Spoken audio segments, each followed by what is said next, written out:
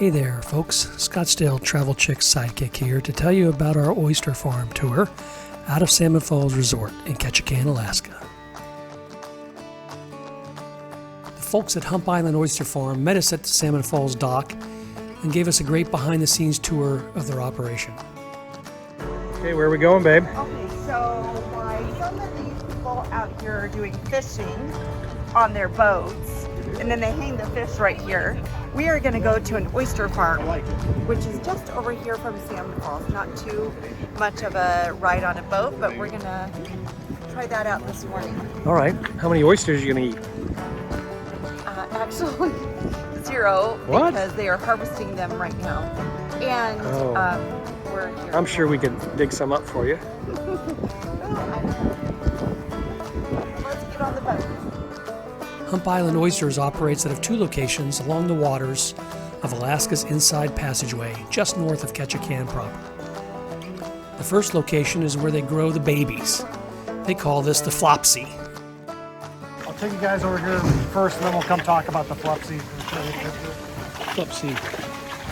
Did you make that name up just cuz or what? No, well, it's a floating upweller system. It shortens it. So that's an official name? That's an official industry name? I can look that up? I just learned that word and we'll figure out what that is in a bit. But I'm going to call this place the nursery for the baby oysters.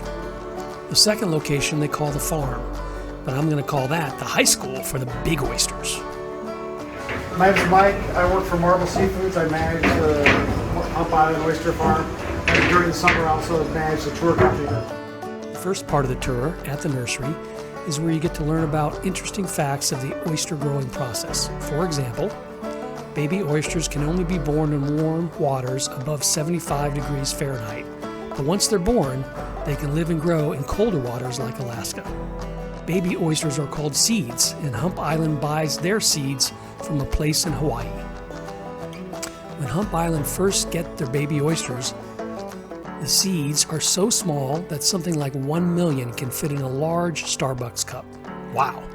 Unfortunately, up to 50% of those seed oysters die off over the 3 to 4 years it takes them to grow to maturity. Here we have the flopsy, the floating upweller system, where we put the seed in. It has much smaller mesh, and we're constantly forcing water through these pens so that they can eat, because they're basically the small size, they're babies, they're eating all the time.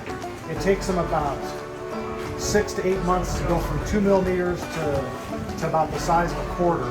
When they get about that big, they go to the main nursery or the farm.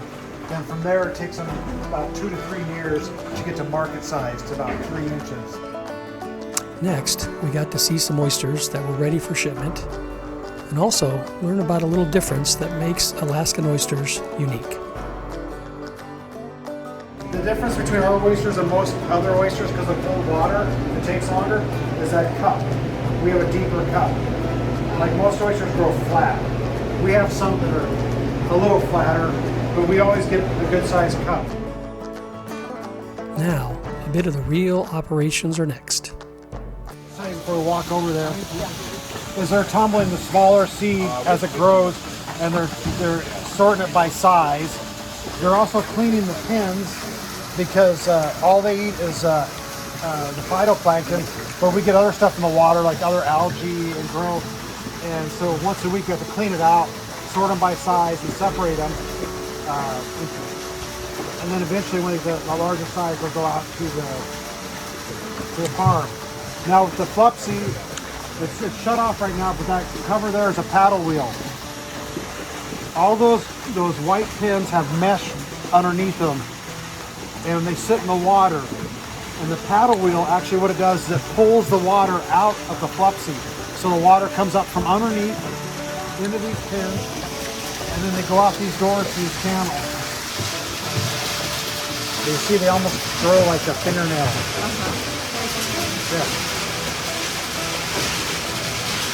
What does it feel like? Feels like a gel, a soft gel. Fingernail, like you can squish it? Yeah, like a soft.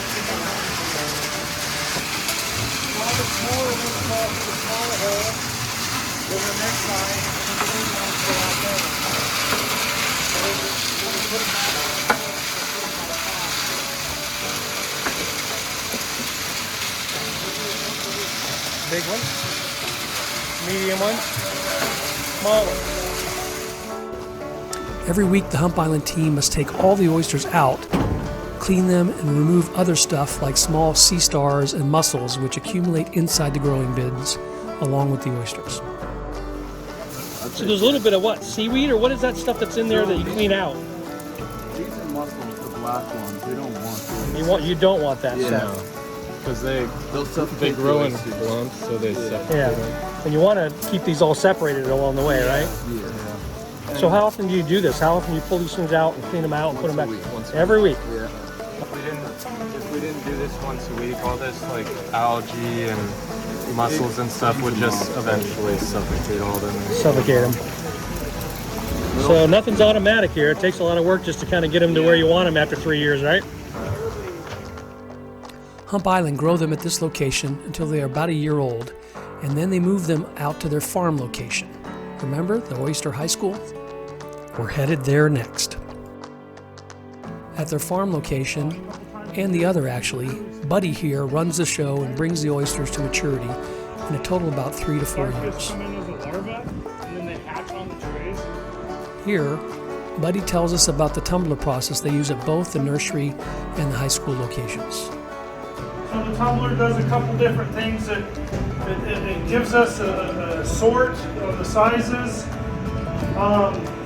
washes them a little more thorough than the fire pump does, and it kind of exercises them. The oysters, they have two muscles, one to open and close and one to keep closed.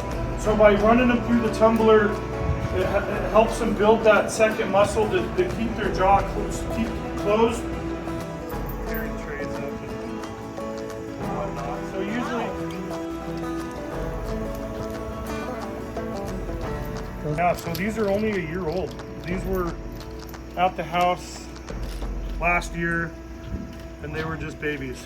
So it's pretty amazing how fast they grow in 1 year. These, so this size, this right here is what we would call fast growers.